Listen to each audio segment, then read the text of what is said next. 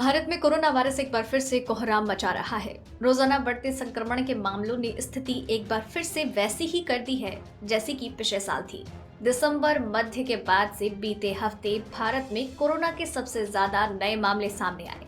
एक हफ्ते पहले के मुकाबले इस हफ्ते कोरोना के नए मामलों में 33% बढ़ोतरी देखी गई है। यही नहीं, 8 से 15 मार्च वाले हफ्ते में कोरोना वायरस से होने वाली मौतों में भी बीते 6 हफ्तों की तुलना में 28% की बढ़ोतरी हुई।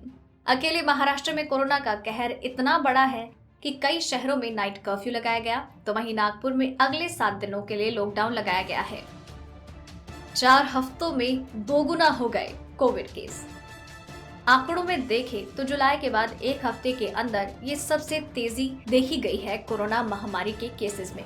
इन 7 दिनों में कोरोना वायरस के 1,55,912 नए मामले दर्ज हुए, जो कि 14 से 20 दिसंबर वाले हफ्ते के बाद पिछले 12 हफ्तों में सबसे ज्यादा है। कुछ रिपोर्ट्स के अनुसार बीते 4 हफ्तों में साप्ताहिक मामले दोगुने हो चुके हैं।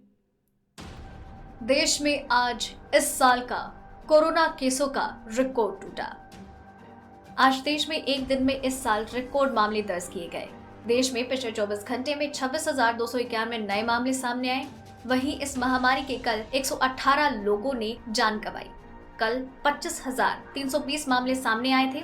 देश में अब तक 2,99,00,000 से ज्यादा लोगों को वैक्सीन लगाई जा चुकी है। अब जानते हैं देश में कोरोना केसेस की ताजा स्थिति क्या है। बढ़ रहा है मौत का आंकड़ा। कोरोना से होने वाली मौतें बीते हफ्ते बढ़ी हैं। इस हफ्ते कोरोना वायरस ने देश में 876 लोगों की जान ली, जो कि इसी साल 25 से 31 जनवरी वाले हफ्ते में हुई 975 मौतों के बाद सबसे ज्यादा है। 12 फरवरी तक एक हफ्ते में कोरोना के 11,426 मामले दर्ज किए गए थे, लेकिन ये रविवार को लगभग दोगुना बढ़कर 22,282 पहुंच गया।